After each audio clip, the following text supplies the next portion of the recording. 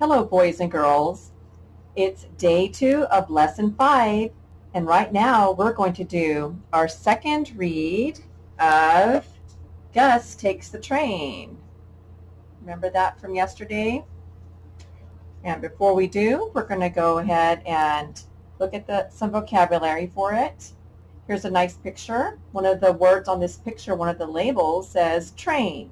I think here in our town, everyone knows what a train is. It's like a group of railroad cars, and they travel on train tracks, which I don't think you can see in this picture. So yeah, a train. And so we have the word train. When you see that in the story, remember, train. We also have the word window. Here's a little window. A window is an opening, usually in a room. We think of windows being in rooms, but they can also be in cars and in trains. And they let light in. They're little windows to let light in. So remember the word window. Window. That says window. Remember it for the story. Our next vocabulary word says takes. Is there a word that says takes on here? No, there isn't. But you can see how she takes this bag inside the train. And what's he doing? This bag looks like it's connected to her, but he's helping. He's taking the pressure off of her. But anyway, the word is takes. Takes. Everyone takes their own stuff onto the train. And the last vocabulary word is conductor. This is the conductor. Maybe that'll be your job one day living here in Mojave. The conductor is the person in charge of a train.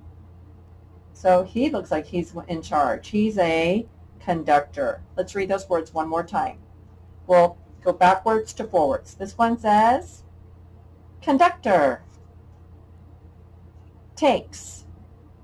Oh, I know how else you can use takes.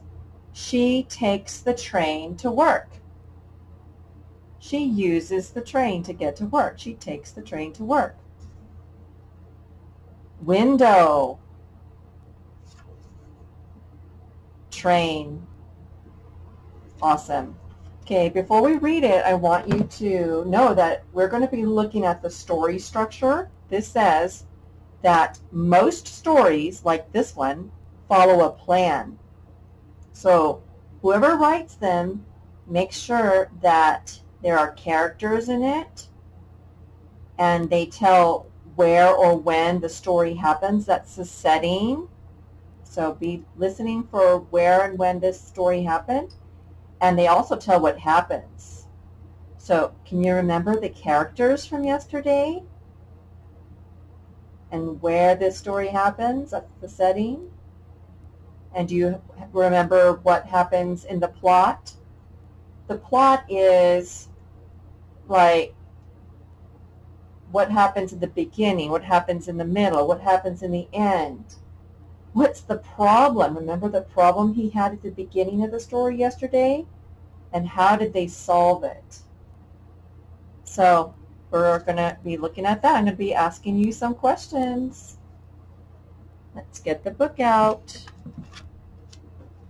And this is in Unit 1.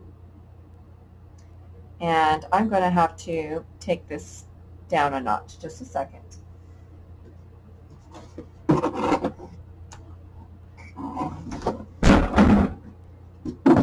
Let's see if this will work. Yeah. Okay, so I'm going to have to actually zoom this in a bit. All right.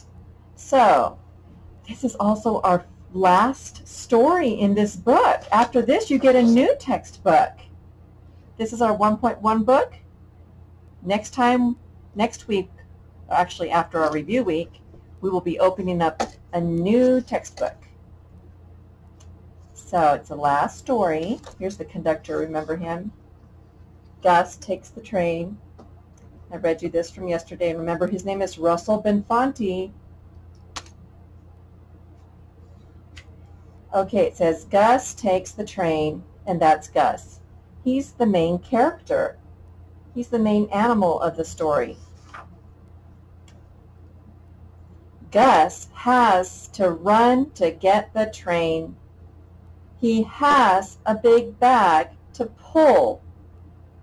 Run, Gus, run. Okay, first problem.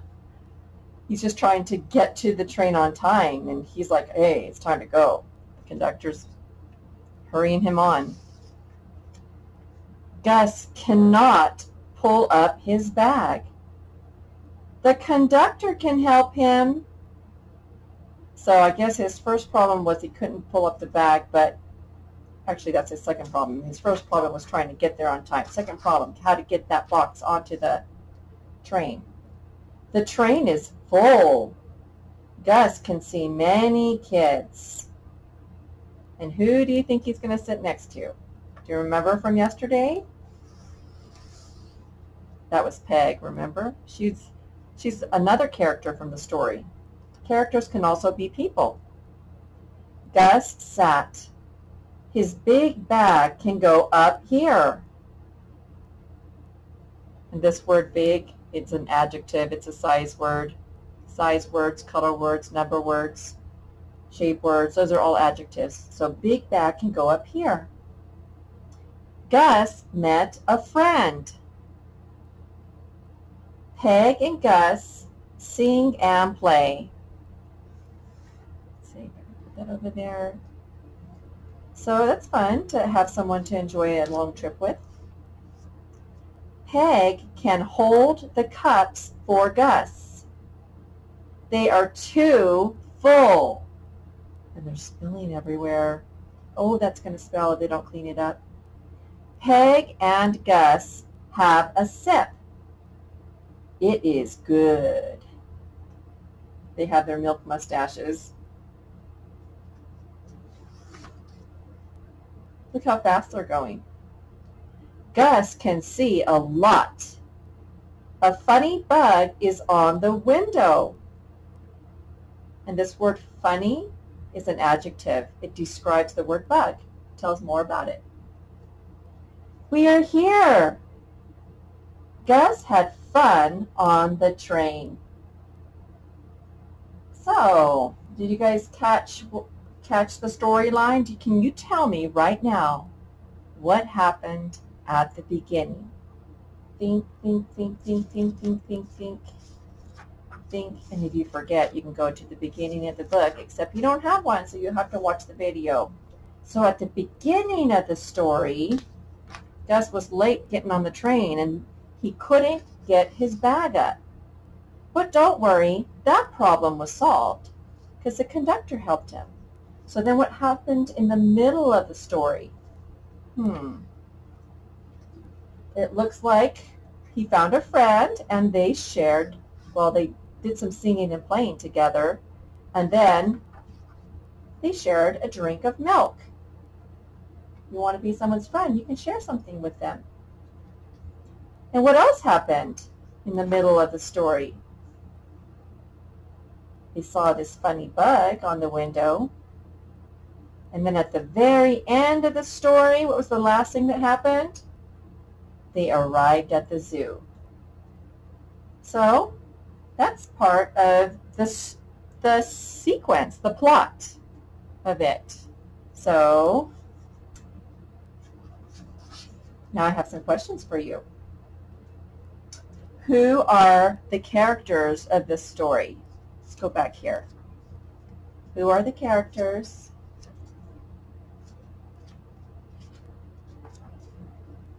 If you said Gus and the conductor and Peg, then you are a genius. And where and when did this story happen?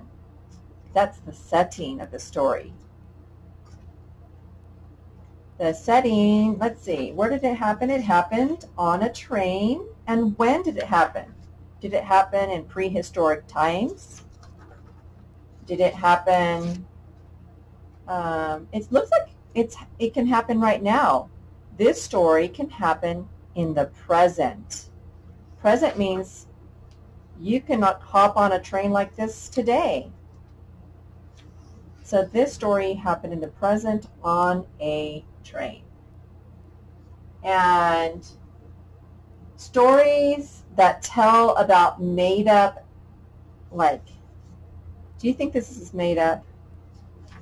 Do you think a cat can get on a train all by himself carrying some luggage or hauling some luggage in? If you don't think that that can really happen, if you think this is make-believe, then this story is a fantasy. It's not informational text. It's not even realistic fiction. This could never happen, children. This is a fantasy. Do you guys remember what Gus was pulling? Was he pulling a wagon, a pet, or his big bag? You're right. It was his big bag. Do you remember how Peg helped Gus when we turned this page? Do you remember how she helped him? Did she give him her toy? Did she put his bag up? Or did she hold the cups for him? Looks like she was holding, look at her hands. She's holding them for him. That's helpful. Do you guys remember where the train was going? I know where to look. It's at the end. Let me see if you remember. Was it going to the doctor's? Was it going to the vet? Or was it going to the zoo? You're right. The train was going to the zoo.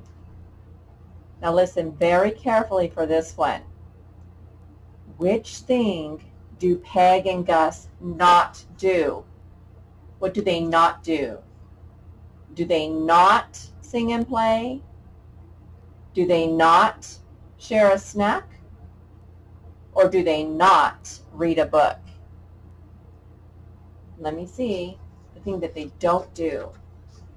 Well, they do sing and play. They do share a snack. But nowhere do you see a book out. So you have to say that Peg and Gus do not read a book.